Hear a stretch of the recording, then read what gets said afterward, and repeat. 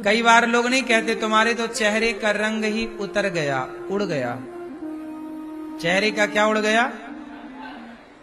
अब बताओ चेहरे का कौन सा रंग उड़ता है? लेकिन आदमी परेशान हो जाए तो उसे भी रंग कहा जाता है। आपके चेहरे का रंग उड़ गया मतलब आप परेशान दिख रहे हैं, आप उदास दिख रहे हैं। क्या बात है ना? ऐसा हम सब व्यवहार में बातें करते हैं। चेहरे का रंग उड़ जाना मतलब सामने वाला परेशान है, उदास है। तो आपके जीवन के रंग कभी ना उड़े, सदा आपका जीवन रंगों से भरा रंगीन रहे, आपकी जिंदगी रंगीन रहे। इसलिए हमारे भगवान ने अनेक तरह के पुष्प बनाए हैं। हर पुष्प का रंग अलग अलग है। ये देखो,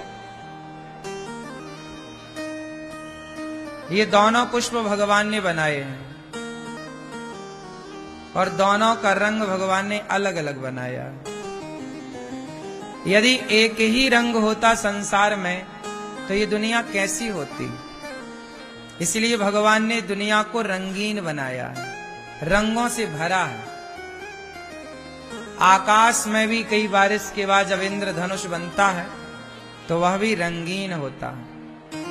आपका जीवन तब आनंद से भरा होगा, आप तब प्रसन्न होंगे जब आपके जीवन में खुशियों के रंग कौन कौन से? रंग का तात्पर्य यहां है कि आपके जीवन में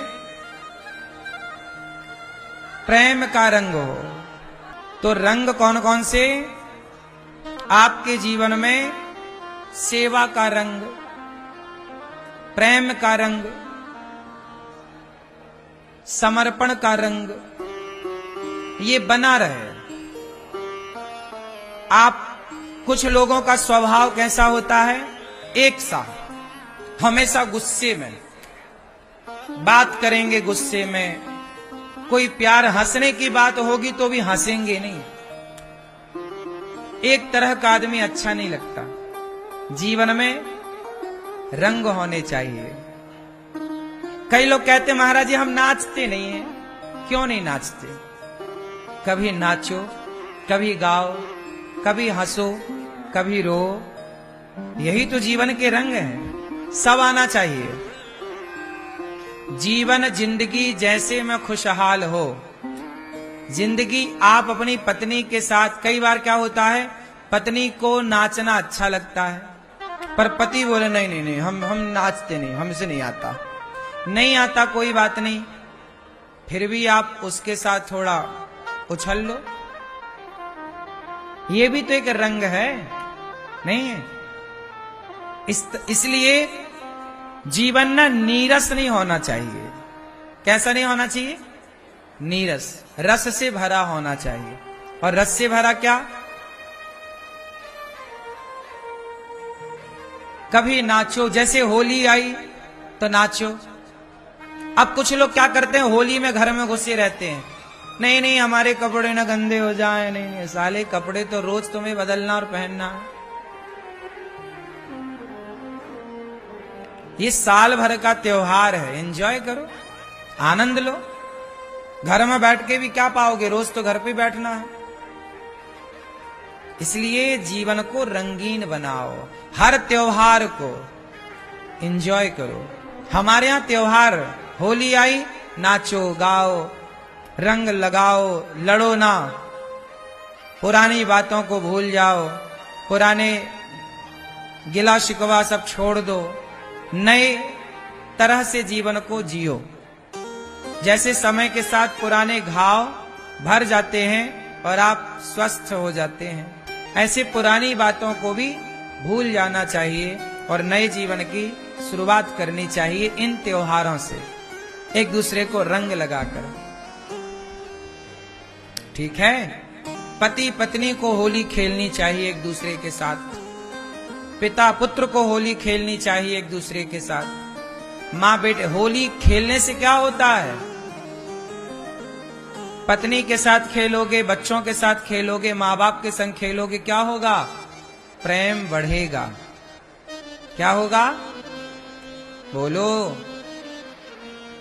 ये रंग प्रेम के भी हैं।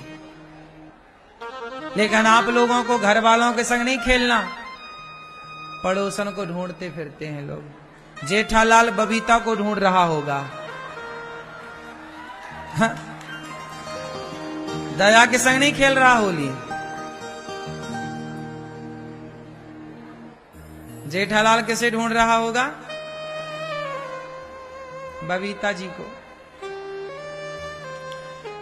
तो होली यदि आप दूसरों से खेलेंगे तो उसकी ओर झुकाव होगा। इसलिए आज आपने देखा होगा, बेटा अपने पिता के संग होली नहीं खेलता। खेलेगा तो औपचारिकता कर लेगा, जरा सा ऐसे लगा देगा, टीका तिलक, खत्म। अरे बाप बेटे को भी अच्छे से खेलना चाहिए। आजकल रिश्तों में दूरियां क्यों हो गई? क्योंकि हमने रिश्तों को ना केवल रिश्ता रखा, हमने रिश्तों को ना मधुरता नहीं दी। आप दाल पकाओ तो केवल दाल डाल दो, पानी डाल दो, पका के खा लो, दाल तो ये है।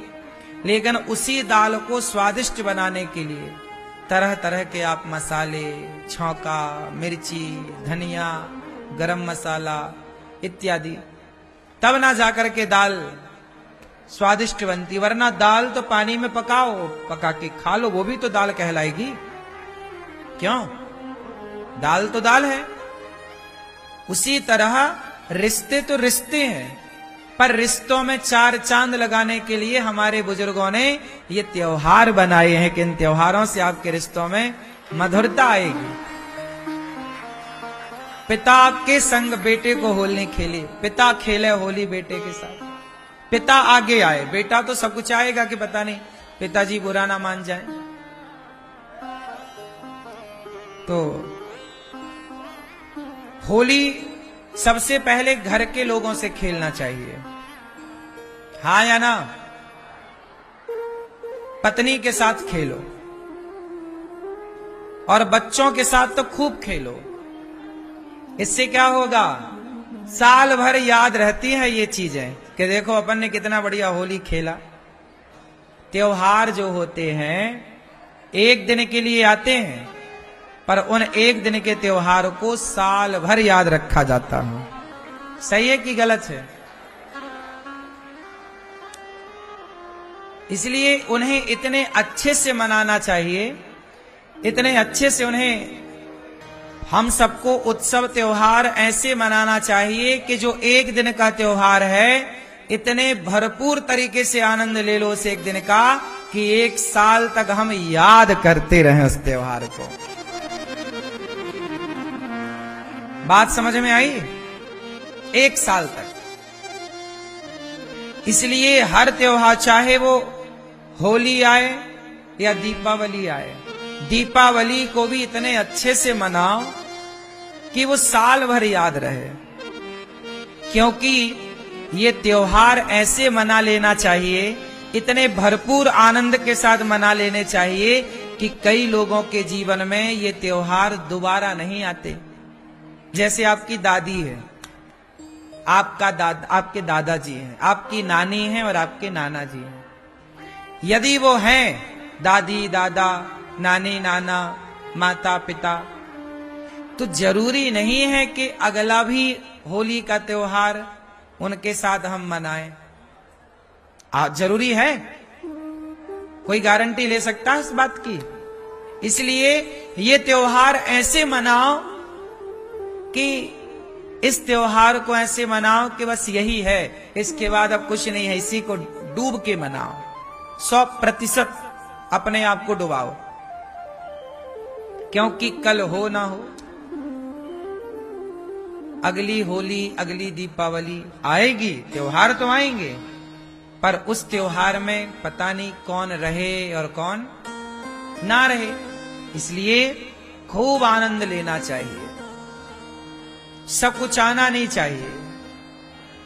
और कोई भी त्योहार हो अपने परिवार के साथ अच्छे से मनाओ। सही है। कृष्ण जन्माष्टमी आए तो परिवार के साथ मंदिर में तैयारी करो, भगवान का भोग बनाओ, पूजा करो, साथ में सब लोग, और पूरा परिवार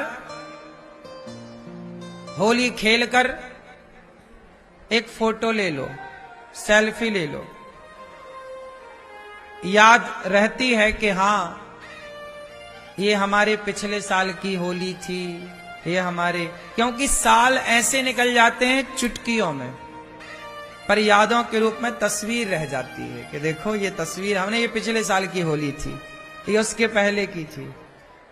जो फोटो हमने आज के 5 साल पहले खिंचवाई थी, उस फोटो पे हमारे साथ जितने दोस्त थे या जितने लोग थे, आज की तस्वीर में उतने लोग नहीं हैं। वो चेहरे कुछ बदल गए, उनमें से कुछ अलग हो गए। तो ये जिंदगी है ना, परिवर्तन है। जो आज हमारे साथ हैं, हमारे दोस्त, हमारे अपने, उन्हीं में से कोई कामकाज के लिए परदेश चला जाता है, कोई कहीं चला जाता है। जरूरी नहीं है कि देखो आप आज एक साथ हम सब बैठे हैं ना यहां, तो व्यक्ति का विचार कब बदल जाए, वो व्यक्ति उस समय कहां रहे। इसलिए कहता हूं कि अच्छे पल जो हैं उसे गवाया ना करो, अच्छे पलों को यादगार बनाया करो। हर क्षण ऐसे जियो कि ये अंतिम क्षण है, हर क्षण को ऐसे जियो कि ये अंतिम क्षण है, इसके बाद ये क्षण मिलने वाला। और बात सही भी है, जो टाइम चला गया वो टाइम कभी लौट कर नहीं आता। क्या ये 100 साल बाद भी लौटेगी तिथि? 1,00,000 साल बाद भी लौटेगी? समय जो बीत गया वो कभी नहीं लौटता। इसलिए प्रत्येक क्षण को ऐसे जिया करो जैसे ये आखिरी क्षण है। और ये बात सही भी है कि नहीं? हर क्षण हमारे लिए नया है, हर पल हमारे लिए नया है। तो तीज त्योहार बिंदास मनाया करो, हंसी खुशी से मनाया करो। कोई रूठा है तो आप आगे बढ़ो, रूठे को आप मनाओ।